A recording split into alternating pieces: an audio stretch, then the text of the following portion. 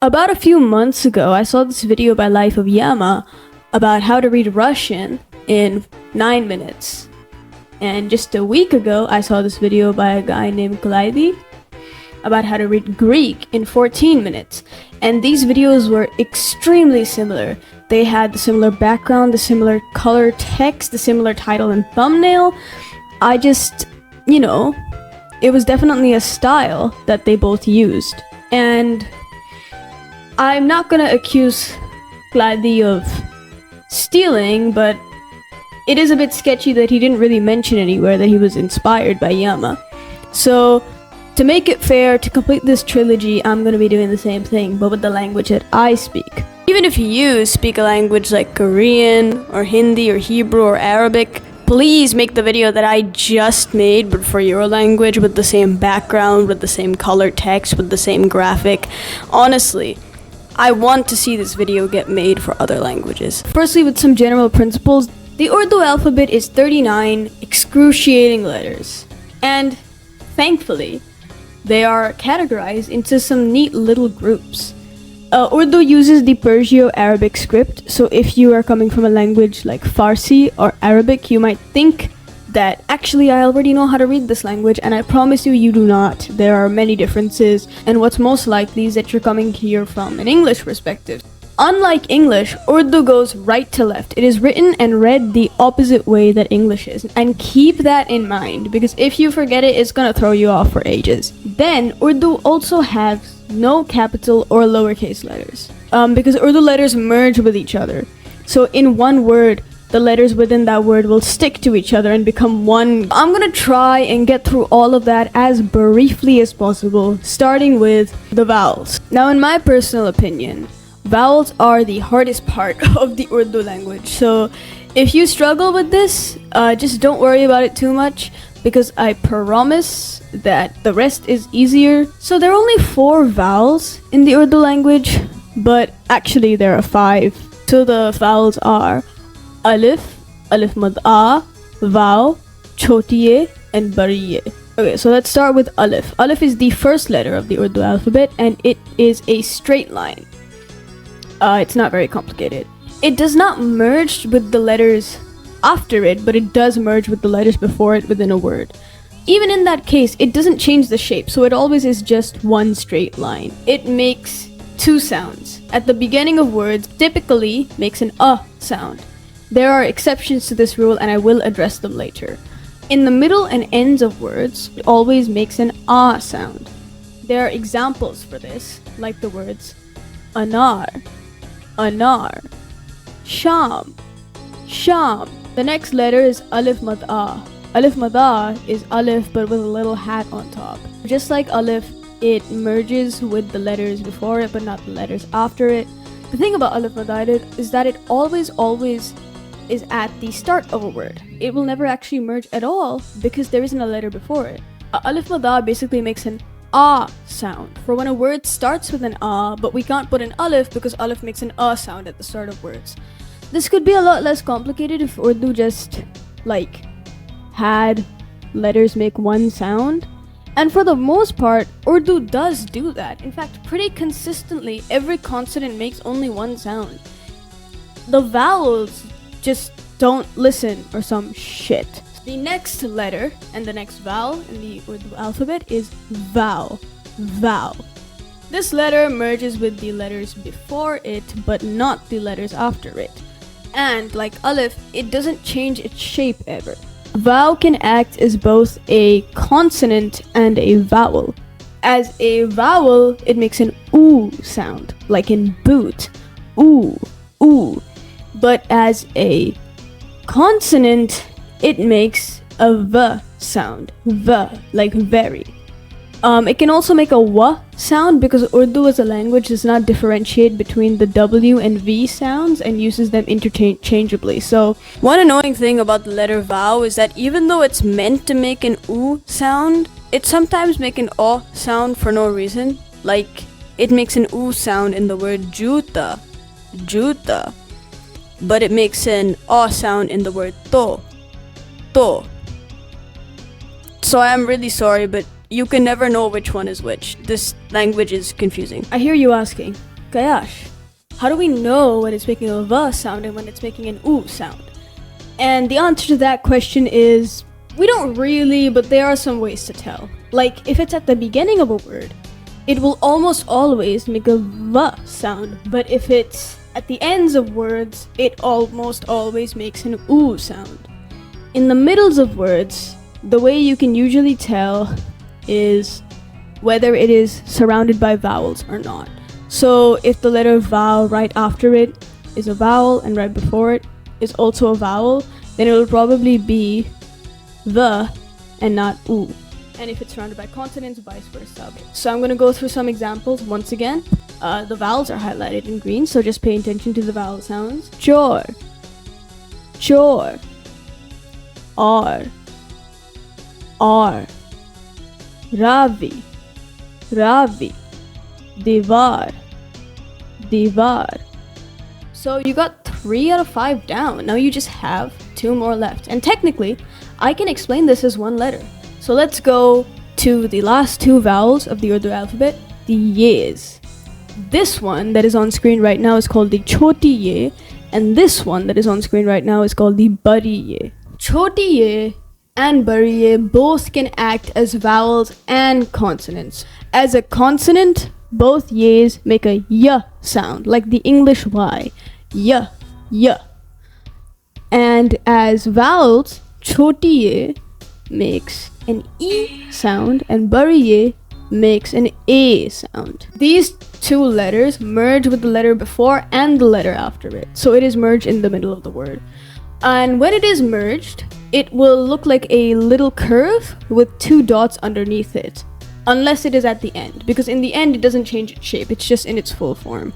And the same goes for Bari Ye. I hear you asking again, Kailash, how do I tell when it's a vowel and it's a consonant? And even when I can tell, how will I know which vowel it is? And that is a complex question, but thankfully I have an answer for you. The answer is pretty similar to vowel.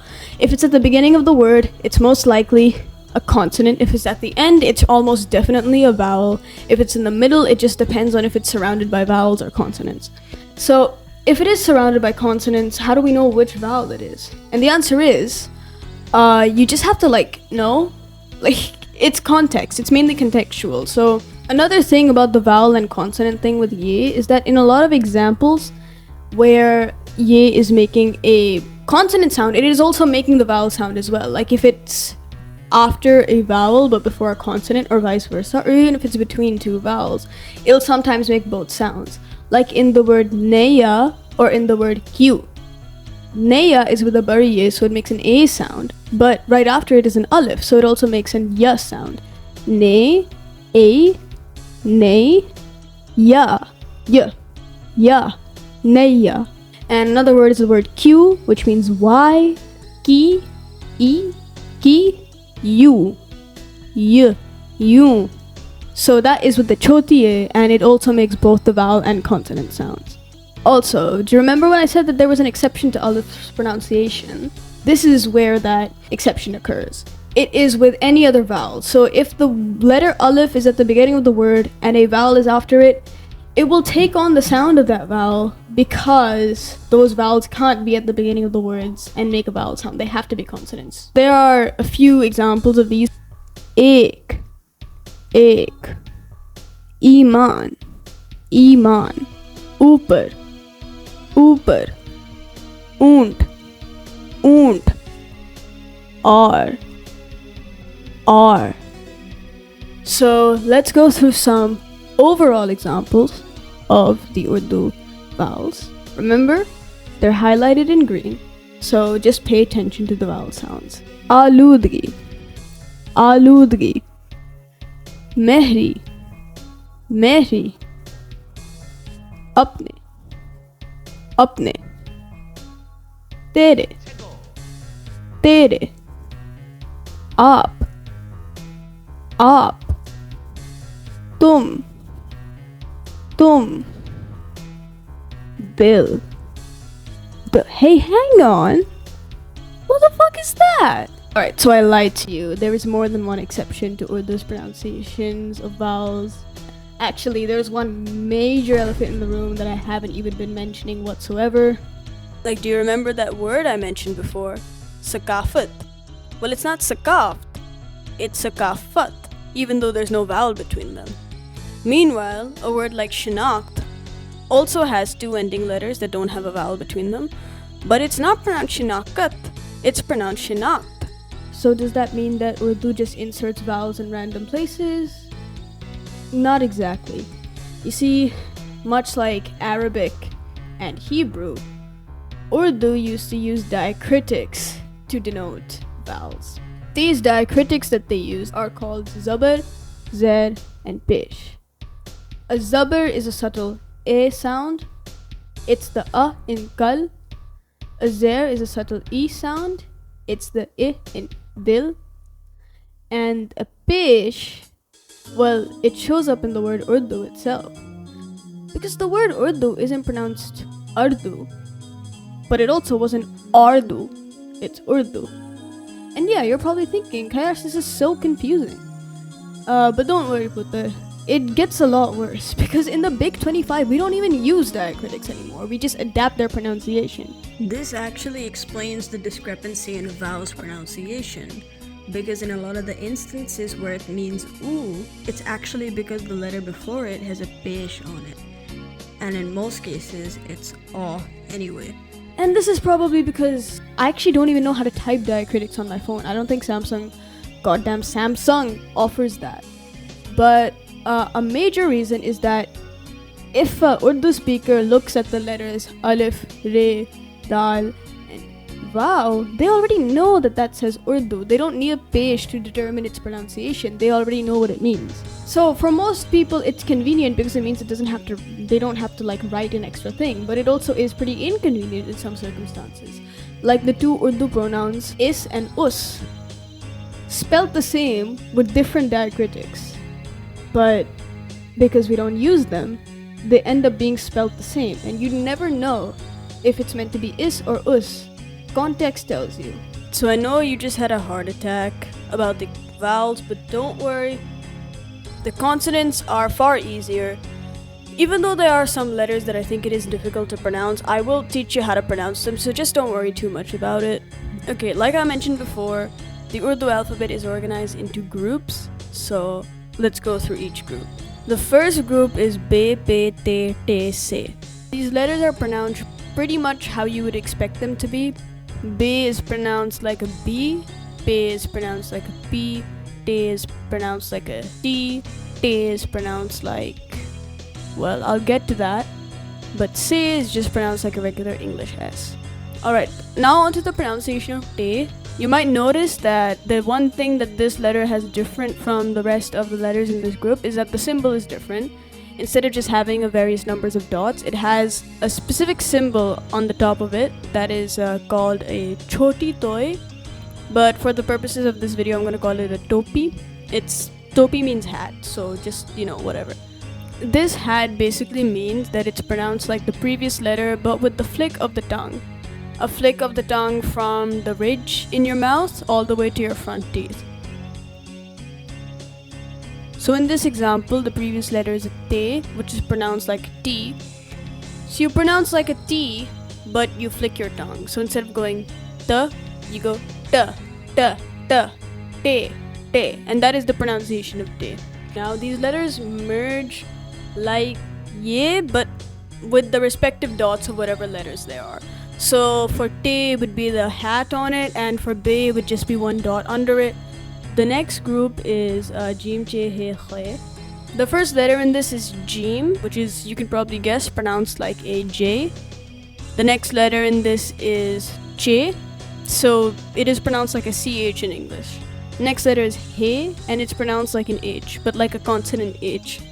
So he. And the last letter is khe, khe. And this one is a bit difficult to pronounce, so I'll teach you how to pronounce it.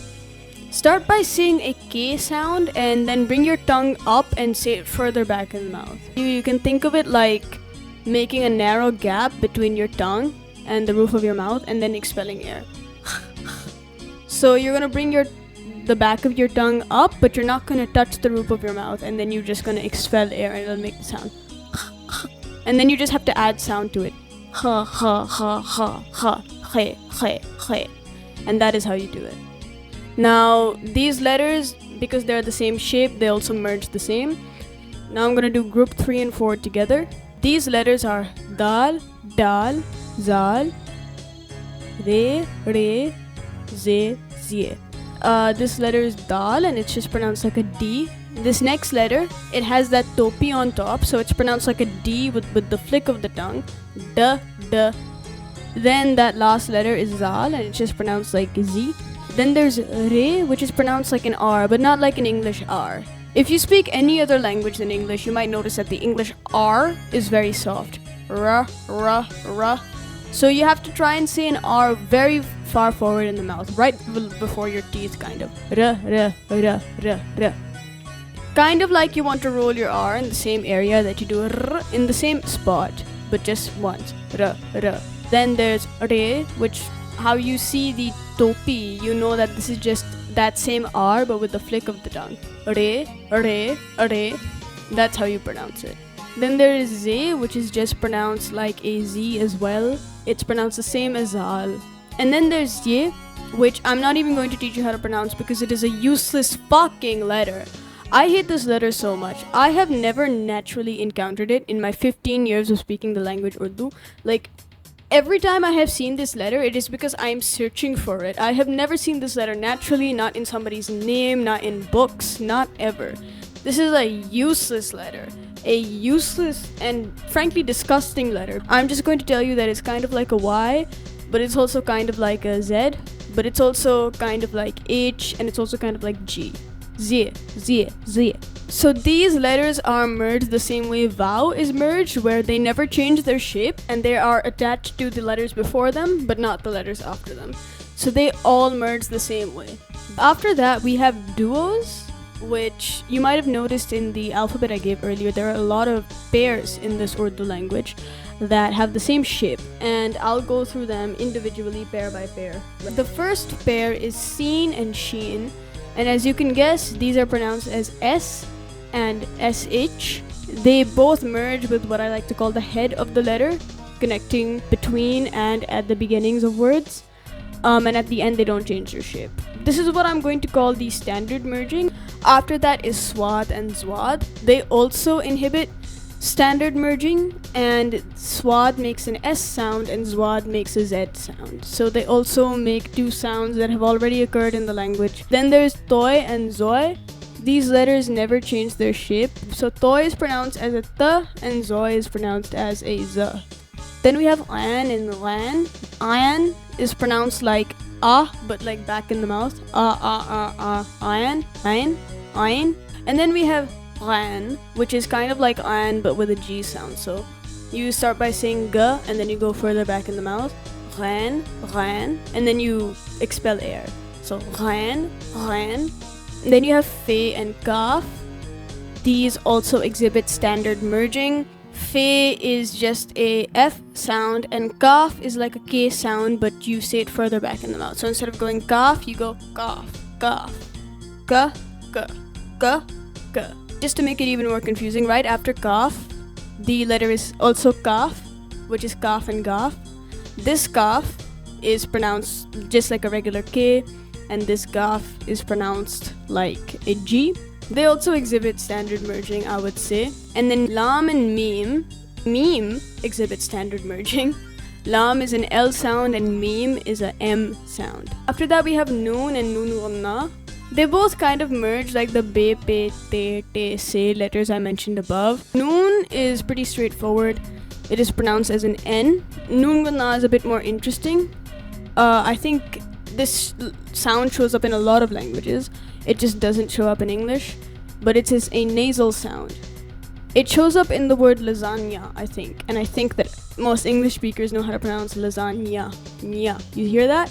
It shows up in a word I mentioned earlier, kyun. It's not Q, it's kyun. Kyun. So ignoring the vowels, the last letters of the Urdu alphabet are he, do chashme hai, and hamza.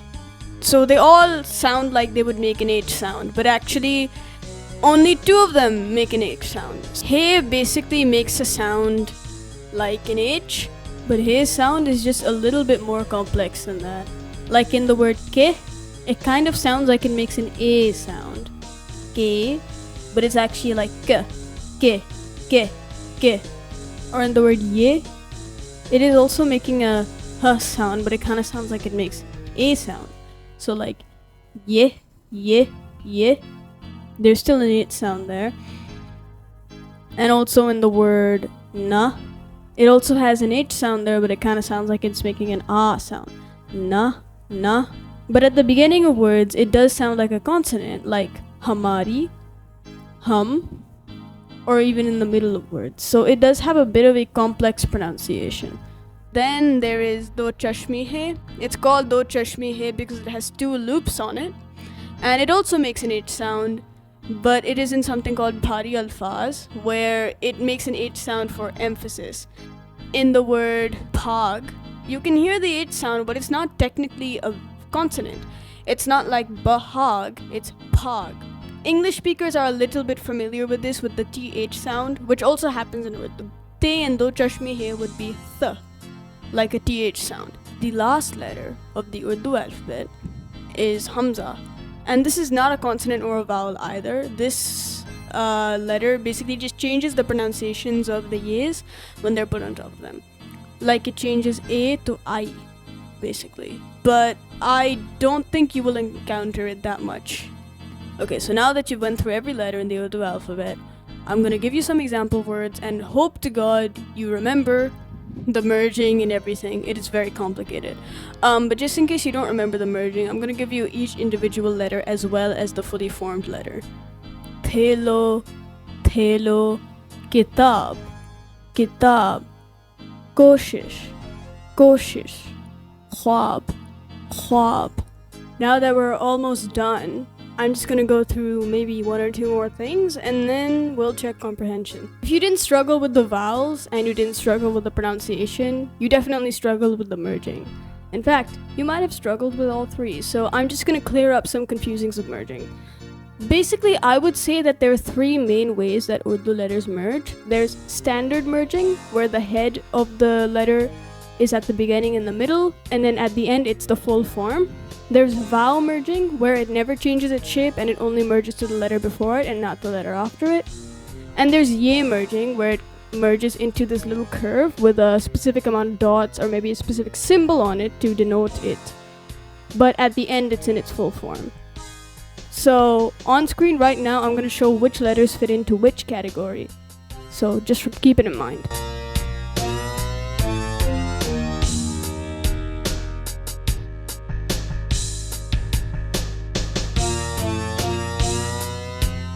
Now that we've cleared up which ones are in which category, let's talk more importantly about the exceptions. Alif Madda is obviously an exception, we've already went over it. It never merges with any letter because it doesn't merge with the letter after it and there's never a letter before it. Noon wal na is in a similar vein where it technically does merge like ye or like noon, but because it'll never be in the middle of a word, it actually never merges with anything. It is, however, in the middle of the word kyunke. But usually when people write this word, they either don't merge noon and na and they write it like two words, or they will write noon instead of noon and na. Do chashmi hai is an exception because it never changes its shape no matter where it is in a word. I don't think any words start with do chashmi hai, but whenever it's in the middle or the end of a word, it never changes its shape. Toy and Zoy are also exceptions because they similarly never change their shape no matter where they are in the word. An and Ran are exceptions for some reason, even though they look like they should just do standard merging. For some reason they don't. At the beginning it's the head of the letter and it looks standard, but in the middle it's in this little upside down triangle thing, and at the end it's that triangle attached to the rest of the shape. I am not happy about it either, I just think it's confusing. Choti hai also is an exception for a few reasons. Basically choti hai traditionally is in 4 forms, but practically it is in 3 forms when it merges. When it's in the beginning of a word, it does ye merging, but instead of a dot, it has a hook under it. When it's in the end of the word, it's a little squiggly line. When it's in the middle, it looks like a V. And when it's at the end and the letter before it is a bit stubborn and won't merge, then it looks like its regular form. Lam is an exception because lam kind of doesn't have the head of its shape. So when it merges in the beginning and in the middle of words, it's just a straight line going up. And this differentiates it from alif because alif doesn't merge with the letter after it like it does. At the end of the word, it's in its full shape. And when it's merged with alif, alif kind of is inside the lam. And the last exception, at least to my recollection, is hamza. You may think that hamza merges like a diacritic and it is just put on top of the ye, but actually you have to merge it like it's its own letter for some reason.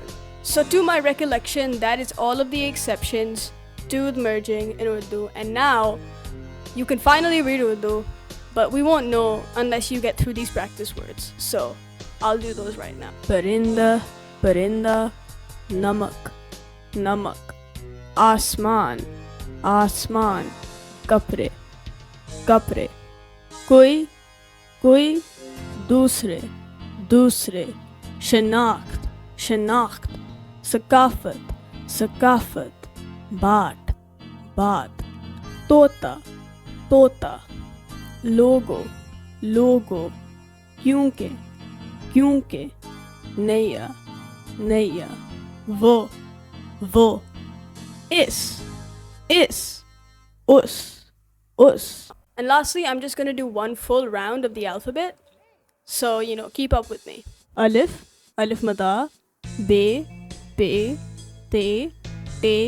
se, jim, che, he, dal, zal, re, ze, sin, shin, swad, zwad, toy, zoy, an, ghan, fe, kaf, gaf, lam, mim, noon, वाव छोटी है, दो चश्मे हैं, हमजा छोटी है, बड़ी है.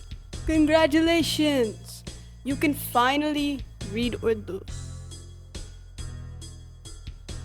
I don't know when you're ever going to use. You made it this far in the video. Thank you so much for watching. I'm really sorry about the audio in this video. I am using this mic for the first time for recording, just like me talking. I've usually really used it for music, so I'm not actually used to using it like this. If you subscribe because of my guitar content, don't worry, there will be more of that. This guitar that I built myself is returning. I do have an update for it. It's just taking some while to come out because I have exams right now. Actually, I just got back from my physics exam. Also, I had to make a presentation for this bass, so it was a bit difficult. But don't worry, I promise I'll try and get the video out soon. I am graduating this year, so making videos at all has been really confusing. If you didn't subscribe for my guitar content, then you should probably subscribe now. And lastly, I recommend that if you did enjoy this video, you should watch Yama and Gladdy's videos as well, because they're pretty similar, but I think they are both funnier than me. Thank you so much for watching. This has been Kailash. See you in the next one.